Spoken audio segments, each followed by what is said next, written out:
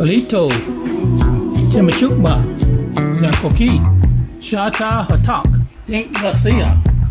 Greetings to you. I am Victor Burning Fire, Aboriginal Indigenous Chata man. Holito Chimichukma Yakoki, Shata Ohoyo, Timpasia. Greetings to you. I am Nura Sunlight, Aboriginal Indigenous Chata woman. We thank you for joining us. Welcome and thank you for viewing our video on why Moors must stop claiming America is Morocco, because it's not. This video debunks, meaning exposes the false or nonsensical claims or sentiments of that claim that Morocco is America on paper by the operator of the YouTube channel Moorish American 720. We will start with the same colonizer, 59th Congress, 2nd Session, House of Representatives, document number 326, titled Citizenship of the United States, Expatriation and Protection Abroad. The title of this letter in itself tells what the document is about, which is not about America being Morocco. Okla, Anumpa, Yat, Chata, Tinkpa, Yakni, Morocco, Kia. Translated as, my Aboriginal Indigenous Chata people's word for this land is Yakni, not Morocco. And just by reading off of the paper, which the Moorish American 720 does not make Yakni Ilapa, this land, Morocco on paper. Land before America, place name, Navajo. Heya, Heya, Heya. Chata. Yakni, Yakni, Yakni. Lakota Sioux. Makoche. Makoche. Makoche. Ojibwe. Okay. Talaji or Cherokee. Garbohin, Garbohin, Garbohin. Chickasaw. Yakni, Yakni, Yakni.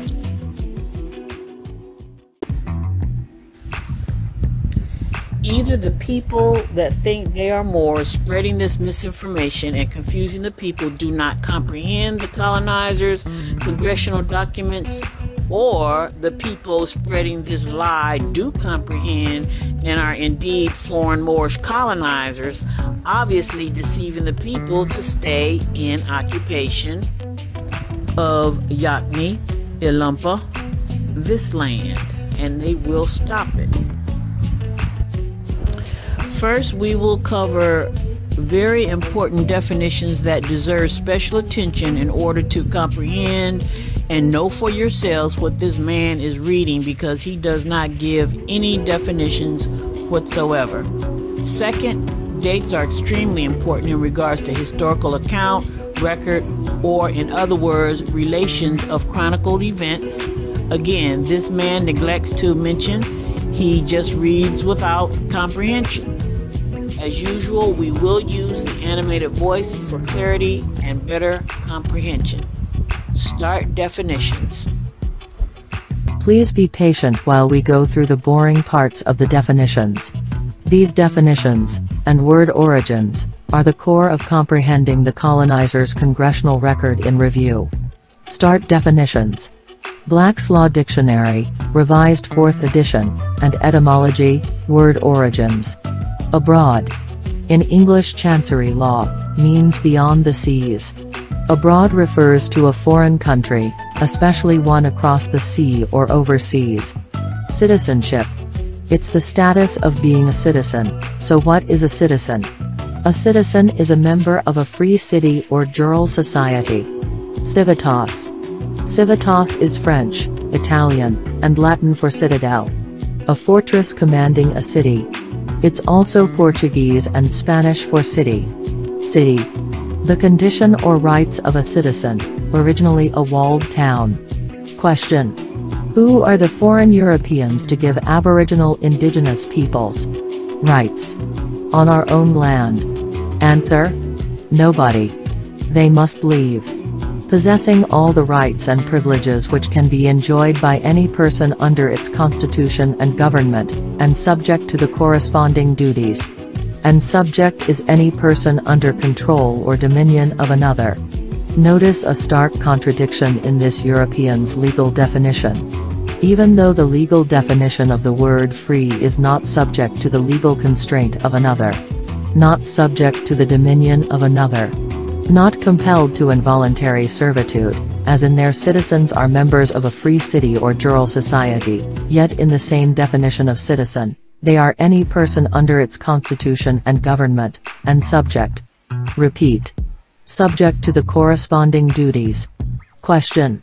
First, were the Aboriginal Indigenous people of this land, the person citizen subjects of the foreign English, French, Italian, Latin, Portuguese, or Spanish colonizers?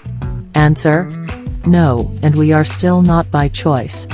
However, citizenship imposed on the Aboriginal Indigenous by way of armed force and theft via collective naturalization. Definition: United States of America. Declaration of Independence. A formal declaration or announcement, promulgated July 4, 1776, by the Congress of the United States of America, in the name and behalf of the people of the colonies. Repeat. People of the colonies. Question. Were the Aboriginal Indigenous people of this land ever the people of the United States of America colonies before 1776? Answer: hell no. We were never, and will never, before or after, be peoples of the colonies on our own land. Then, why accept the imposed citizen of the United States of America, through the colonizers' collective naturalization? An American, if you are truly not, quote-unquote, United States of America's people of the colonies, as defined in the colonizer's own Black's Law Dictionary. What is a colony? A colony is a dependent. Repeat: dependent. Political community, consisting of a number of citizens of the same country who have emigrated therefrom to people another, and remain subject to the mother country. A settlement in a foreign country possessed, stolen, and cultivated by immigrants and their descendants, who have a political connection with and subordination to their mother country. Repeat. A settlement in a foreign country possessed, stolen. Remember, free white persons? Meaning all persons belonging to the European races then commonly counted as white, and their descendants, including such descendants in other countries to which they have emigrated. Repeat. White, and their descendants, including such descendants in other countries to which they have emigrated. Therefore this foreign congressional document was between colonizers, for colonizers, and had absolutely nothing to do with the Aboriginal Indigenous of this land, nor the land itself. Anyway, back to definitions. Capitulation. In their foreign military law, is the treaty or agreement between the commanding officers which embodies the terms and conditions on which the surrender is made. In international law, capitulations is the name used for treaty engagements between the Turkish government and the principal states of Europe by which subjects of the latter residents, Europeans, in the territory of the former, Turkish, once part of the Ottoman Empire, were exempt from the laws of the places where they dwelt. Also, capitulations is granting rights of exterritoriality to Christians residing or traveling in Mohammedan countries. Mohammedan, meaning Muslim or Islamic countries. Note that Ottoman Empire was an Islamic caliphate. Also, note that Morocco boundary place name is a Mohammedan country or place located abroad, or overseas from this land. Not this land. Exterritoriality is the privilege of those, such as foreign ministers, though temporarily resident within a state, are not subject to the operation of its laws. Its exemption from the operation of the ordinary laws of the state accorded to foreign monarchs, a supreme governor for life, temporarily within a foreign state, and their retained servants, retinue. Exterritoriality is the privilege of diplomatic agents, members of their household, and consuls in non-Christian states. In other words, aforementioned special persons who are not bound by law, but excused from the performance of duties imposed upon others. Expatriation is the voluntary act of abandoning one's country and becoming the citizen or subject of another. Expatriation is the voluntary renunciation or abandonment of nationality and allegiance. Hey there, buddy. I'm lucky I wasn't forced to leave, to go abroad, you know, overseas. But I decided to pack up and leave my homeland, to move, or row my ass out, and live in someone else's homeland. I'll be living outside of my homeland. Goodbye. I'm an emigrant. An expatriate. Extraterritoriality. Extraterritoriality is the term used to indicate jurisdiction exercised by a nation and other countries, by treaty, as, by the United States fiction in China or Egypt, or by its own ministers or consuls in foreign lands. Now, with that said, we will proceed with the colonizer's congressional document, and go back over any definitions for better clarification. Don't worry if you don't comprehend these definitions right away. They will be made clear for you. Thanks for your patience and listening to get this straight. The problem is we started thinking like the colonists to know what you are. From the House of Representatives, the 59th Congress, second session. Citizenship of the United States, expatriation, and protection abroad. Letter from the Secretary of State, submitting report on the subject of citizenship, expatriation, and the protection abroad. Page 459. Hold up. The mere title of this paper is a dead giveaway as to what this congressional paper is all about. As in the title, citizenship of the United States means being a citizen, either colonized and/or naturalized, and being subject to its jurisdiction or authority, which has absolutely nothing to do with the foreign Morocco being America on paper. Remember the legal definition of expatriation? The voluntary act of abandoning one's country and becoming the citizen or subject of another. This definition refers to two or more different and separate countries. Therefore, Morocco referenced in this paper is not the same as America. Remember, abroad means in, or to, a foreign country, or countries outside the boundary of one place in relation to some other place. Therefore, Morocco is in no way referenced as being America on paper. Question: why don't so-called Moorish master teachers, sheikhs, sheikhist, or leaders ever check the veracity or validity of what Moors are spreading across this land? Answer: because they want to influence the Aboriginal indigenous people of this land to think that Moors are indigenous to this land, instead of the truth that they are foreign colonizing Europeans and European Africans calling themselves Moorish Americans, in colonial occupation of our lands alongside their colonizing Anglo-British American rivals. The title clearly signifies 1. Citizens of the United States of America colonies, whether by naturalization, or settler colonization. 2. Residing abroad, or formally relinquishes U.S. citizen status. Meaning to expatriate. 3. That protection of its U.S. or American citizens residing abroad/overseas, a foreign place, need laws for protection.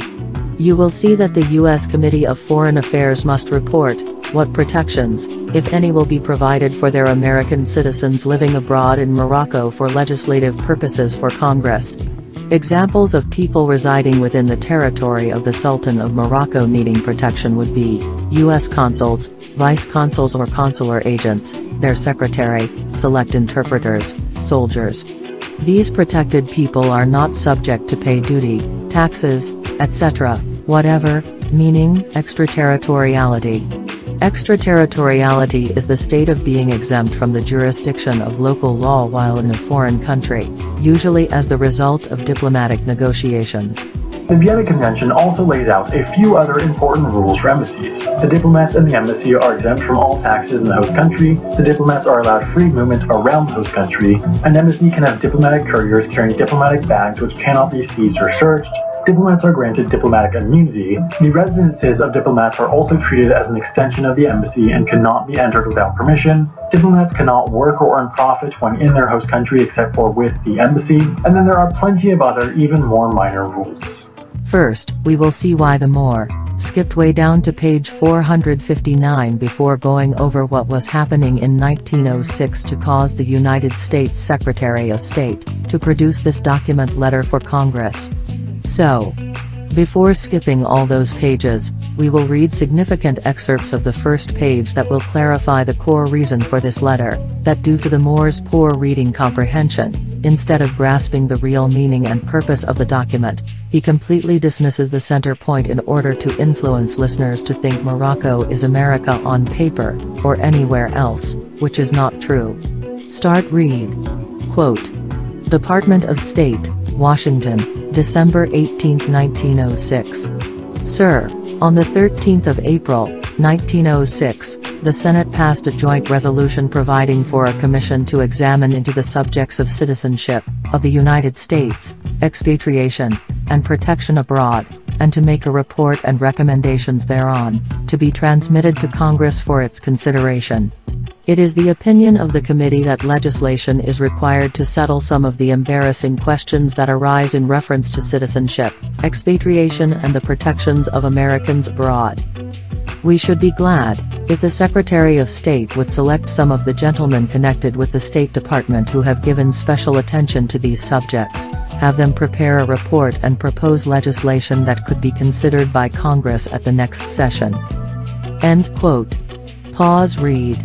This 59th Congress Second Session House of Representatives, document number 326, dated December 20, 1906 from the Secretary of State, that references the earlier letter referencing the meeting at the Department of State, Washington, D.C., held December 18, 1906 that directed the Committee of Foreign Affairs people to make inquiry and report their recommendations relating to whether legislation is needed or not, for protections of Americans overseas. As a result of that last meeting, Elihu Root, who was the Secretary of State at that time, reported his compiled findings to Congress in response to the joint resolution, agreement, passed April 13, 1906 for the Commission to get answers, then report back to Congress. Look. Just like all other countries listed in Appendix 3 regarding expatriation laws,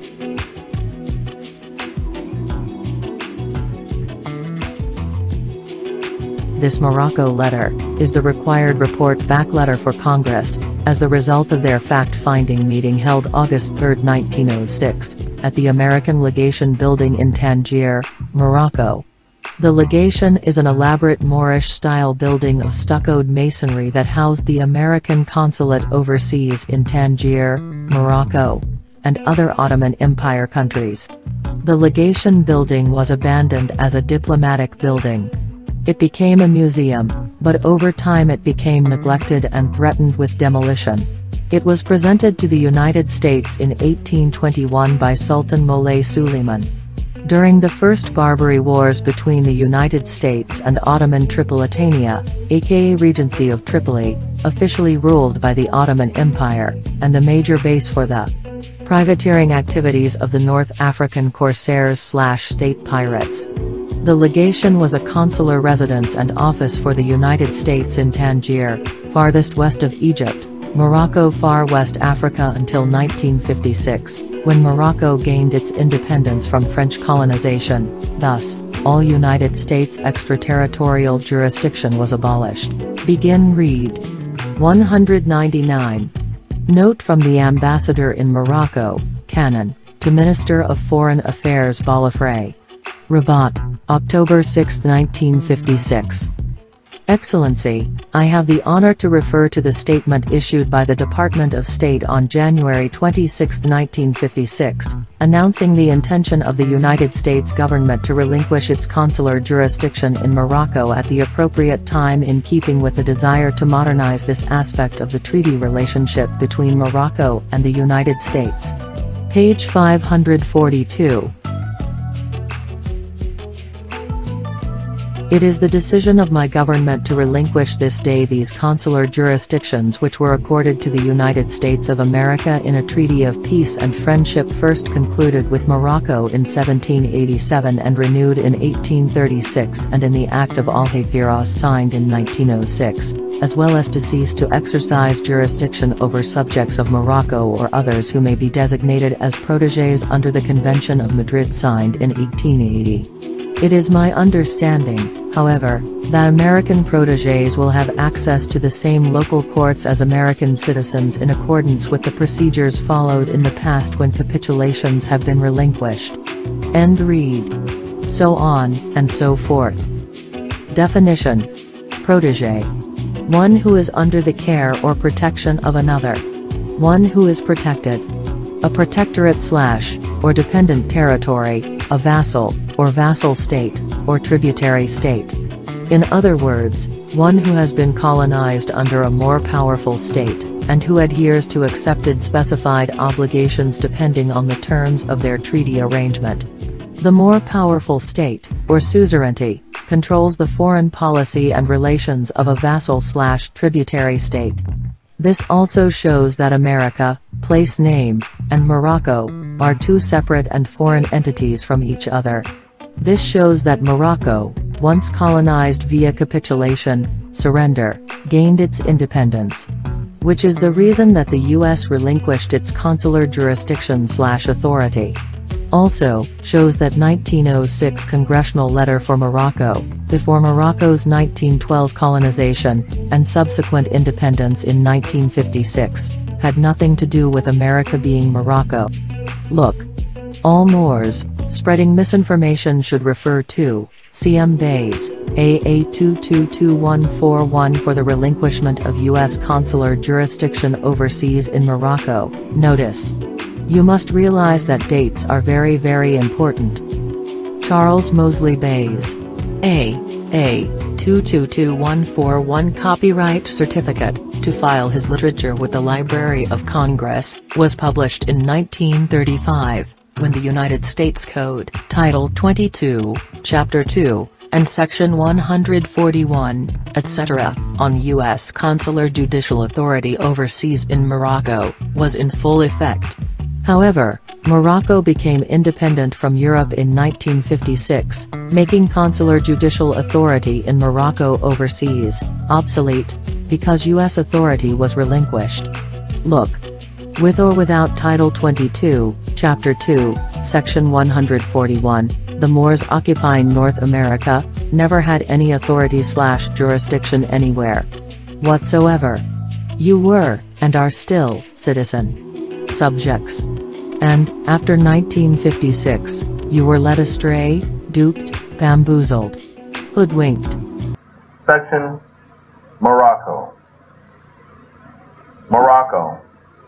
Sir, there are strictly speaking no Moroccan laws relating to the citizenship of Moorish subjects in Morocco. The fundamental laws of this non-Christian country are based entirely upon the Islamic code, no part of which treats of the subject of citizenship.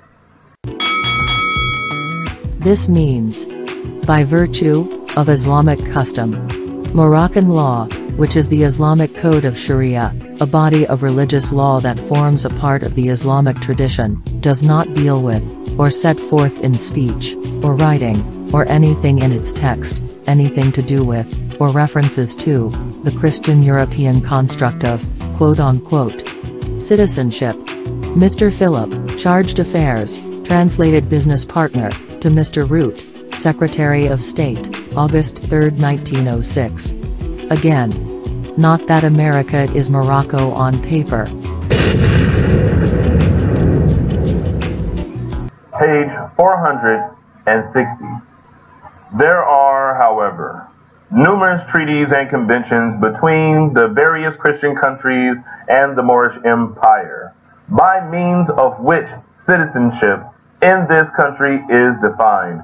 But, as I understand, from the above acknowledged instructions, that it is not the desire of the department to call for a report upon such lines, I will therefore confine these remarks to general conditions existing which may possibly be of some use in connection with the information desired.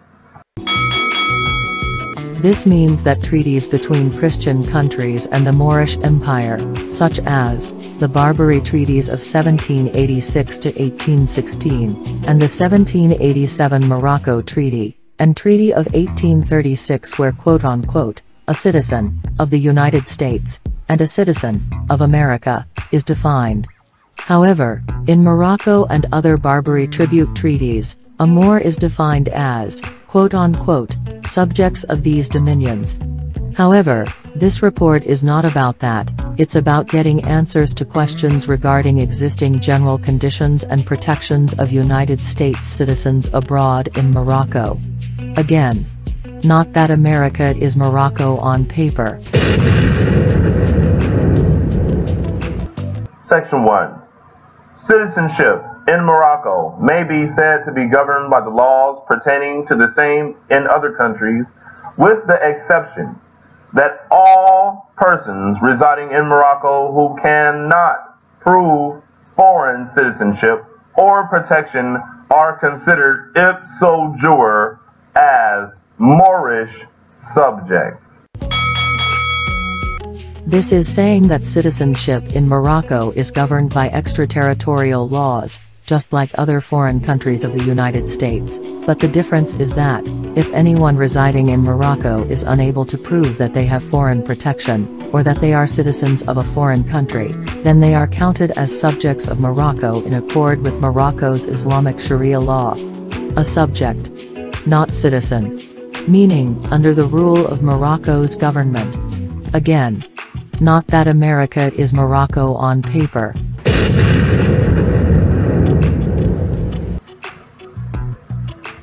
Two and 3. Moorish subjects lost their nationality only by becoming naturalized in or protected by another country having treaty relations with the Moorish Empire. It was established by the Convention of Madrid, concluded July 3, 1880, as follows. Article 15. Any subject of Morocco who has been naturalized in a foreign country and who shall return to Morocco shall, after having remained for a length of time equal to that which shall have been regularly necessary for him to obtain such naturalization, choose between entire submission to the laws of the empire and the obligation to quit Morocco, unless it shall be proved that his naturalization in a foreign country was obtained with the consent of the government of Morocco. Meaning, any European country that has a treaty with the Moorish Empire, that Moorish subjects can become citizens of those European countries through the formal process of European naturalization, which meant that they no longer belong to their nation, thus losing their Moorish nationality. This was confirmed by the 1880 Convention of Madrid, Spain. This 1880 convention is where numerous European states attended, including United States of America colonies, that served to make European conquests internationally official. This officiality included regulations, settlement rights, employment of local Moroccans, and ownership of seized of Moroccan territories. A Moor that naturalized in one of those European treaty countries through their embassies, must return to Morocco and wait the time required to obtain naturalization in that country. They can choose to either remain subjects of the Moorish Empire, or quit Morocco. Meaning expatriate. However, expatriation must be obtained with the consent of the government of Morocco. Again, not that America is Morocco on paper. Foreign naturalization heretofore acquired by subjects of Morocco according to the rules established by the laws of each country shall be continued to them as regards all its effects without any restriction. The above ruling has never yet been acted upon, and should this at any time be contemplated seriously, a large number of naturalized people American, and others residing in Morocco would be affected thereby. Meaning, the colonizing European rules already established, regarding naturalization processes of turning subjects of Morocco into European citizens, remains, unrestricted, according to their terms, and regardless of its effect. However, the aforementioned had not been acted upon at that point in 1906, but since colonization of Morocco, in 1912, that ruling and more, were indeed acted upon. So, many naturalized Moroccan subjects to European citizens, colonizer Americans, and other people were affected. This document again, is not about America being Morocco on paper. Because it is not. Never was. Four and 5. Residence in foreign parts does not affect the nationality of Moorish subjects, and the Moorish government has no means of protecting its subjects permanently residing in other countries, with the exception of a so-called Moorish consul at Gibraltar and a Moorish agent at Cairo, Egypt. I am, etc., Hoffman Philip. Meaning, Moorish subjects temporarily staying in foreign European countries did not affect their being subjects of Morocco, but the Morocco government could not protect them abroad, except for their consul at Gibraltar, in which Gibraltar is now, a British overseas territory and headland on Spain's south coast, and one agent of Islamic collectibles at Cairo, Egypt, in East Africa, was protected. Hoffman, Philip, was of British-German-American colonizer descent, and diplomat in Morocco. Vice-consul in Tangier, Morocco, Africa, and consul general in Tangier from 1905 to 1906. Again and again. Not that America is Morocco on paper. Google United States Code, Title 22, Chapter 2, Section 141. Consular Courts. Act August 1st, 1956. Repealed Sections 141 to 143, effective upon the date which the President determined to be appropriate for the relinquishment of jurisdiction of the United States in Morocco. Jurisdiction of the United States in Morocco was relinquished by memorandum of President Eisenhower dated September 15, 1956. Notice was given to Morocco on October 6, 1956, and all pending cases were disposed of by 1960. See Bulletin of the State Department, Volume 35, :909, page 844, related to judicial authority generally of ministers and consuls of United States in China, Siam, Turkey, Morocco, Muscat, Abyssinia, Persia, and territories formerly part of the Ottoman Empire, including Egypt. Look. It is obvious that someone is completely out of touch, and does not know what the heck he is reading. Dates are important. The American legation meeting and letter was in 1906. The subject of the letter was to define protections of American citizens overseas in Morocco, Africa, when Morocco was not yet colonized, but the United States was still under protection tributary treaties. However, work was in process of Morocco becoming colonized by France and Spain via capitulation, meaning surrender. So, at that 1906 time and date, information was needed, and questions answered, and then reported to Congress regarding those protections of Americans, regardless of status or position, residing in Morocco, Africa, overseas. Therefore, that 1906 letter, and what came with it, no longer pertains to circumstances of today. That's long gone. So, it's useless for that man reading, to apply that, as if it is for today. And on top of that, The letter was not about Morocco being America. Remember, 1906 up to 1912, Morocco was changing from an empire to a protectorate, colonized, until 1956. Now, in 1956, which is the date of this Title 22, Foreign Relations and Intercourse, Chapter 2, Consular Courts, Sections 141 to 143, that this man is not comprehending, was about repealing this U.S. legal code. Meaning, to get rid of something.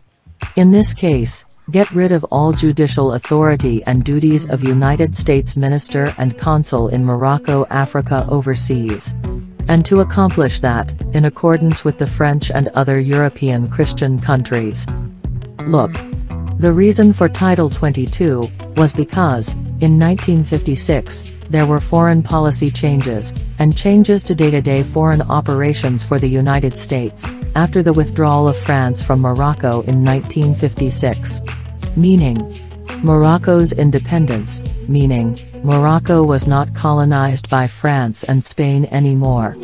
So, the colonizer President Eisenhower at that time, determined it to be appropriate for the relinquishment of extraterritorial judicial jurisdiction, in other words, authority, of the United States in Morocco overseas, where on September 15, 1956, Eisenhower put all of that in a memorandum, a record to remember for future, and gave Morocco notice on October 6, 1956. And all of this is the sole reason why all pending judicial cases regarding lawsuits between American citizens and subjects of Morocco, Africa, overseas, as well as in other overseas countries, like Egypt, China, and those that were a part of the Ottoman Empire, were disposed of by 1960. Disposed also means that they got rid of the cases. They put those cases out of the way for good. Finished. No more. Kaput. Again and again. Not that America is Morocco on paper. Basar, and he also knows that North America is known as Al-Maghreb Al-Aqsa. Of course. I know that. North America was known as Al-Maghreb Al-Aqsa, and it reported to the Sultan of Morocco. And there was a relation.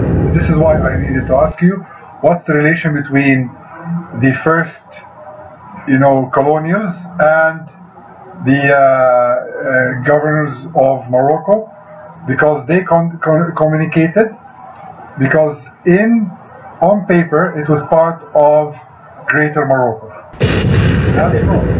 That's known. Look. These false statements mean nothing, regardless of what this claimed Palestinian, Jordanian, Arab, Canadian man said. So what?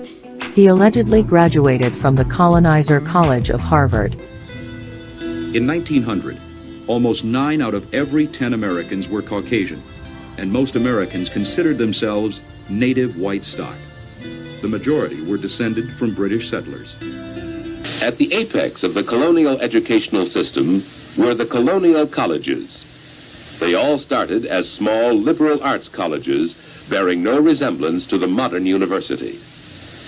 The purpose of all these colleges was to give classical and religious training.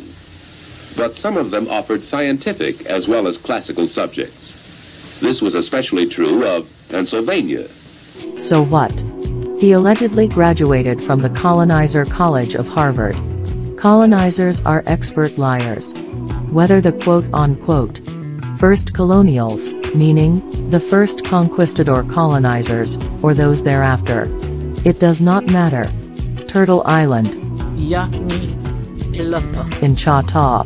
This land was never Morocco on the colonizers' paper or otherwise. The relationship that Morocco had with the colonial fiction, called the United States of America, on paper was a paid protection treaty relationship with Morocco corsairs, state-sanctioned piracy, and the other Barbary states of the Ottoman Empire who the United States reported to when making their tribute payments for entry passports, and safe passage through the Mediterranean region so they wouldn't get robbed and or killed by Moors. None of which had anything to do with the Aboriginal indigenous people and lands of Turtle Island. The Aboriginal tribal nations of millions of people had our own indigenous names for our land. Certainly not foreign Latin, English, Spanish, Portuguese, German, etc., names, coined in those foreign tongues, such as Morocco, of conquering colonizing Europeans and Moors written on their foreign paper. And, who fight each other to the death to claim this land, and others, as their own, as with the forced expansion of Islamic dogma and rival Christian dogma. Ill-gotten occupations in the 5th and 6th centuries by the Vandals, Visigoths, and the Byzantine Empire overseas, were all short-lived, and left a divided Morocco, known as, in Arabic, the Al-Maghreb al-Aqsa. The farthest west. Al-Maghreb al-Aqsa is Morocco's official name, the farthest west of Egypt. Northwest Africa and Western Mediterranean region of coastal North Africa. Victor and Nura have experienced Al-Maghreb al-Aqsa, the farthest west of Egypt, including Egypt, firsthand, living among and talking to the indigenous people to learn. There was never a such thing as America being Morocco on paper. Look, this is the real, quote-unquote, Greater Morocco. Greater Morocco is a label historically used by some Moroccan anti-colonial political leaders protesting against Spanish, Algerian and French rule, to refer to wider territories historically associated with the Moroccan Sultan. Current usage most frequently occurs in a critical context accusing Morocco, largely in discussing the disputed Western Sahara, of irredentist, Italian political party, claims on neighboring territories. Irredentists, official and unofficial Moroccan claims on territories viewed by Moroccans as having been under some form of Moroccan sovereignty before the colonial era, most frequently with respect to Spanish enclaves, are rhetorically tied back to an accused expansionism. However, Moroccan government claims make no current reference to the Greater Morocco concept, that died out in the 1970s, except for the case of Western Sahara. Moroccan government claims make no current reference to the Greater Morocco concept, that died out in the 1970s, except for the case of Western Sahara. In conclusion, a separation is indeed happening to place all Aboriginal indigenous peoples where they are meant to be, and most needed, in order to rid Earth Mother of the destructive and foul disease of colonialism, imperialism, and capitalism, in the most effective way, to ensure that it does not rear its foul, hideous head to such an imbalance ever again. To do this, all must know who we are, and not what some ignoramus or foreigner tells us. For the cure and healing of Earth Mother to happen, the cancerous colonizing Europeans will muster up the courage to admit that they are wrong, that what they occupy was stolen by their fathers and mothers for themselves and their descendants, does not belong to them, and will go to their home of Europe. Those that uncover that they are really Moors, must go to their homelands and help where they are most effective and most needed, otherwise they are outside of their scope while continuing to aid the diabolic imperialists' agenda of divide and rule, war by design, as originally constructed by the Roman Curia of the Roman Catholic Church of artificial God superiority, and fake supremacy rule, over the natural people of Earth Mother. Does one plant a tropical palm tree in the cold of Iceland, and expect it to flourish and thrive? Go home and leave the cure for this land to the natural universal and or multiverse order, and Aboriginal indigenous of this land, as for you and your land to serve the most and best effect towards the intended purpose of power to eradicate the deteriorating disease.